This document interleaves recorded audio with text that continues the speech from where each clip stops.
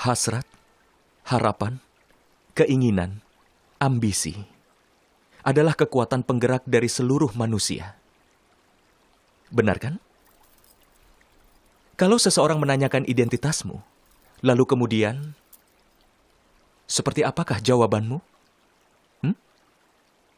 Pikirkanlah itu.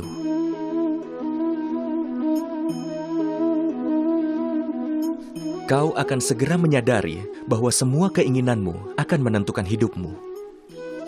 Keberhasilan setelah mencapai sesuatu dan kegagalan setelah tidak berhasil mencapai sesuatu menggambarkan identitasmu. Banyak orang menjalani hidupnya dan mereka begitu ingin mencapai banyak hal, tapi hasrat mereka sendiri tidak pernah benar-benar mati. Keinginan membuat mereka menembus berbagai hal untuk mengejar cita-cita mereka. Tapi di dalam kandungan semua keinginan itu, terdapatlah cahaya pengetahuan. Bagaimana bisa? Saat ada keinginan kita yang tidak terpenuhi, dan hancur dari tempat yang sama, cahaya pengetahuan pun masuk ke dalam hati manusia. Tidak. Ini bukanlah kisah tentang pergulatan keinginan. Ini juga bukan kisah dari betapa mengerikannya kelahiran dari setiap ambisi. Ini adalah kisah mengenai pengetahuan yang bangkit dari dalam keinginan. Aku, Basudewa Krishna, mengundang kalian semua untuk bergabung dalam perjalanan ini yang akan mengajarkan padamu arti dari kehidupan. Ini akan mengajarimu tugas sebagai seorang manusia. Ini akan mengajarimu cara untuk bangkit dan bersinar dari kehancuran. Nama perjalanan ini adalah Mahabharata.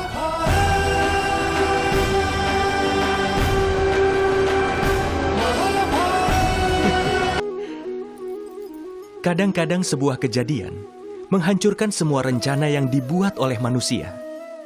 Dan kemudian orang itu pun dianggap sebagai penyebab utama dari kehancuran hidupnya. Tapi apakah masa depan ditentukan berdasarkan pada rencana manusia saja? Tidak.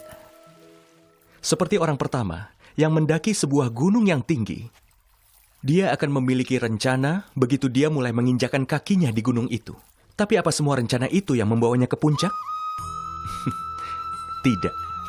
Pada kenyataannya, begitu dia mendaki gunung, dia akan menghadapi begitu banyak tantangan, cobaan, dan juga kesulitan yang baru.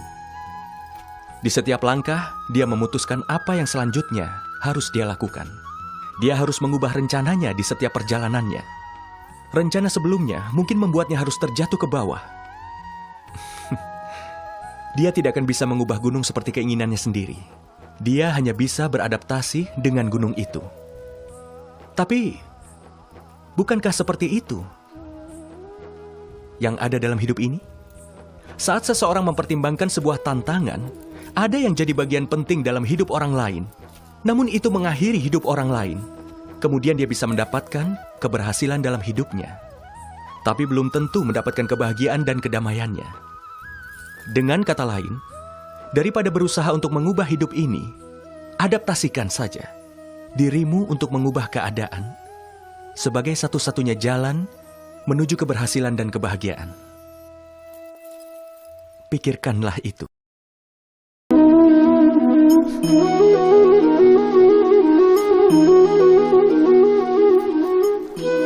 Untuk mencoba memenuhi kehidupan anak-anak mereka dengan kebahagiaan, ini adalah tugas paling penting bagi semua orang tua.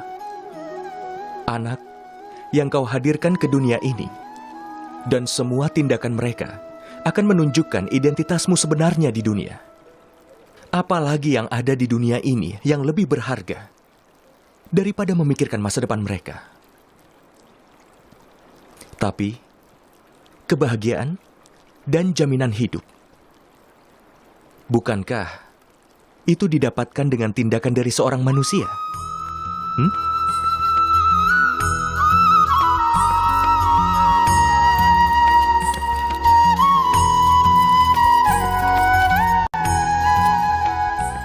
Nilai kehidupan yang baik atau jahat, yang sudah ditanamkan oleh orang tua dari anak-anak itu, bukankah semua itu adalah nilai dasar dari semua perbuatan? Idealisme dan pembelajaran bisa mengembangkan karakter manusia. Ini artinya, cara orang tua dalam mengembangkan karakter anak mereka harus sama seperti juga untuk masa depan mereka. Tetapi kebanyakan dari orang tua dalam prosesnya yang menjamin masa depan anak-anak mereka, orang tua lupa untuk meningkatkan karakter anak-anak mereka. Dan juga orang tua yang terlalu khawatir akan masa depan anak-anak mereka tidak akan mendapat keuntungan apapun dari mereka. Tetapi orang tua yang tidak khawatir terhadap masa depan mereka, namun lebih memperhatikan pengembangan karakter mereka, maka seluruh dunia akan memuji anak mereka. Kau harus pikirkan itu.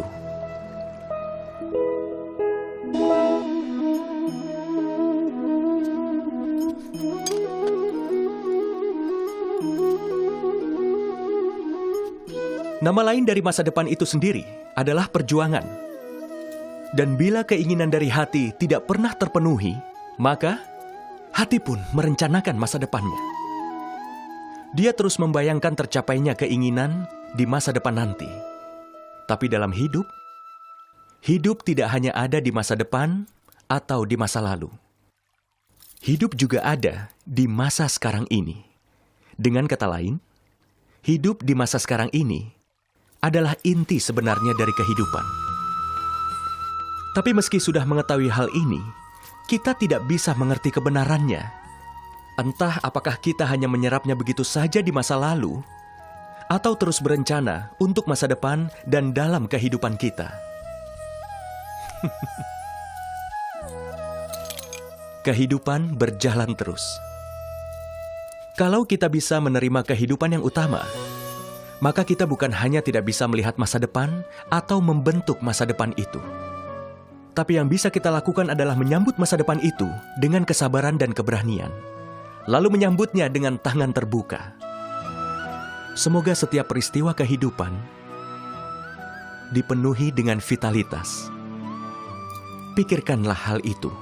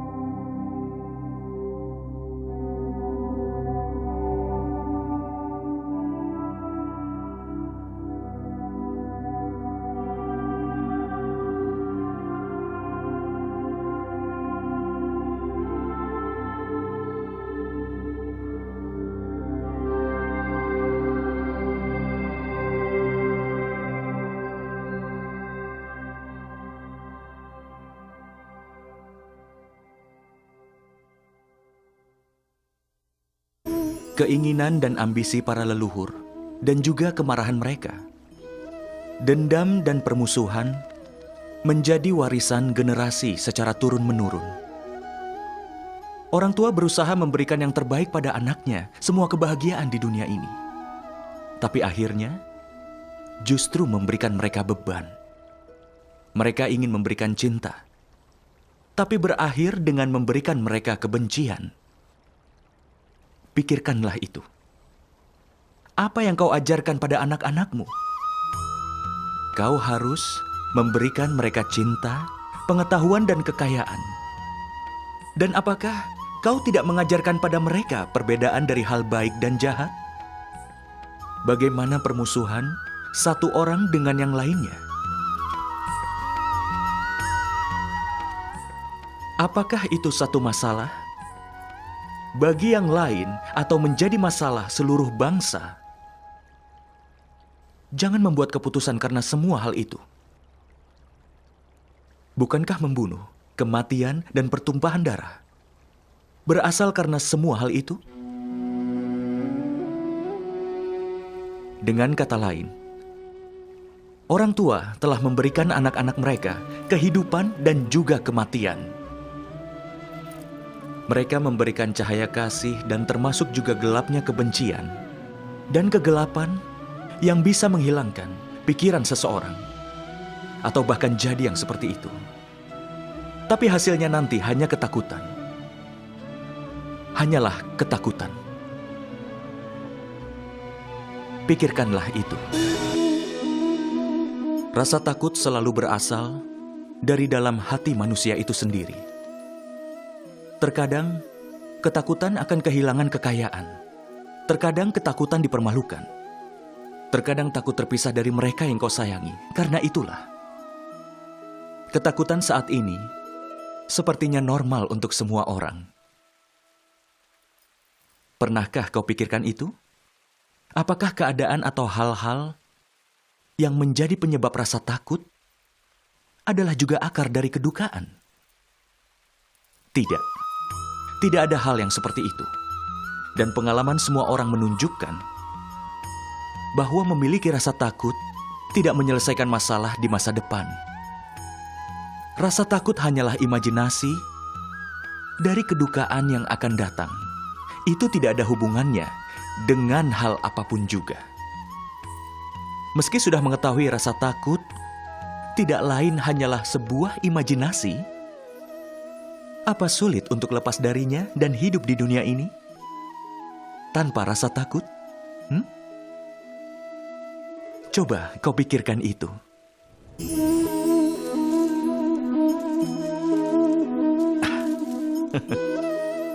Landasan dari semua hubungan manusia adalah harapan. Seorang suami yang bisa mengisi kehidupan dengan keceriaan dan kemakmuran. Seorang istri yang selalu setia dan berdedikasi. Dan kemudian ada anak yang harus selalu patuh dan juga menurut. Manusia. Satu individu biasanya mencintai pasangan yang sesuai dengan harapannya. Tapi harapan sudah ditakdirkan untuk dilanggar. Kenapa? Karena harapan biasanya berasal dari pikiran manusia. Tidak ada lagi manusia-manusia yang belajar dari harapan-harapan itu. Selain dari semua harapan-harapan yang harus mereka penuhi, tapi tidak satupun orang bisa memenuhi harapan orang lain. Dan itulah yang menjadi akar dari sebuah konflik. Semua hubungan pun berubah menjadi sebuah konflik. Kalau manusia berhenti membangun hubungan mereka berdasarkan harapan, dan mereka mau menerima hubungan dengan apa adanya, bukankah hidup ini akan lebih damai dan bahagia? Pikirkanlah hal itu.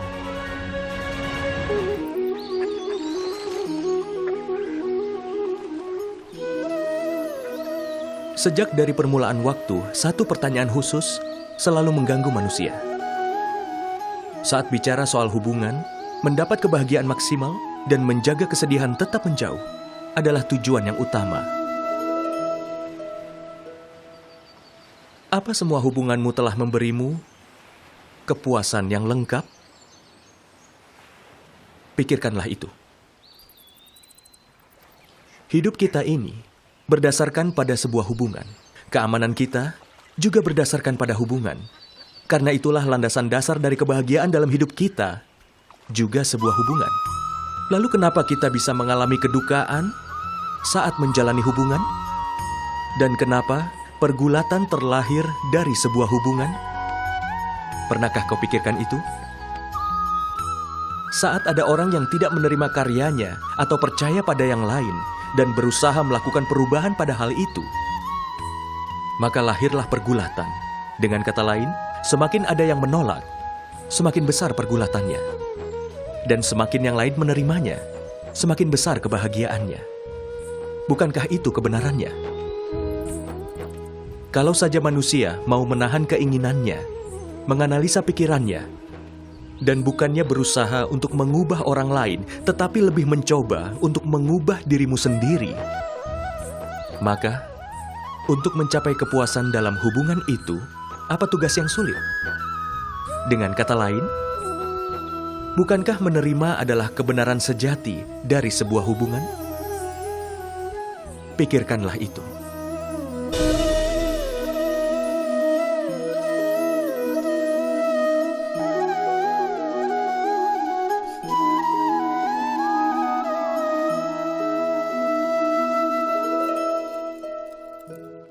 Saat seseorang mengalami sebuah kejadian yang tidak adil, maka kejadian itu akan mengguncang jiwanya. Seluruh dunia pun akan terlihat seperti musuh baginya. Semakin besar kejadian tidak adil tersebut, maka akan semakin besar protes yang dilakukan oleh orang itu. Sebagai balasan atas kejadian itu, dia akan menuntut keadilan. Pada kenyataannya, apapun bentuk ketidakadilan dalam masyarakat bisa menghancurkan kepercayaan dan keyakinan dari seseorang. Tapi, apa itu keadilan? Apa artinya keadilan?